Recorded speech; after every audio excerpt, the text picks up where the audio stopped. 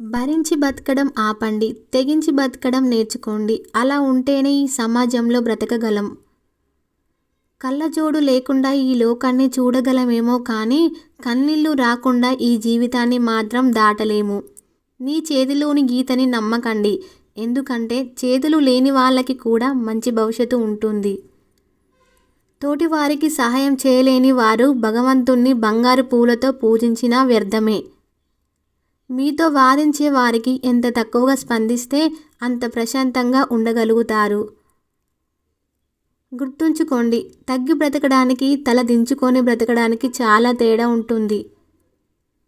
నిజంగా మీ మంచి కోరే వారే అయితే నీ గురించి ఇంకో వ్యక్తి దగ్గర చెడుగా మాట్లాడరు. మీ దగ్గర ఉన్న ధనం చూసి చేతులు కలిపేవారు ఆ ధనం అయిపోగానే ముఖం చాటేస్తారు. ఎక్కడ వెలుగు ఉంటుందో అక్కడ నీడ ఉంటుంది. ఎక్కడ కష్టాలు ఉంటాయో అక్కడ సుఖాలు ఉంటాయి. ఎక్కడైతే నిన్ను హేళన చేశారో అక్కడే నిన్ను నువ్వు నిరూపించుకో.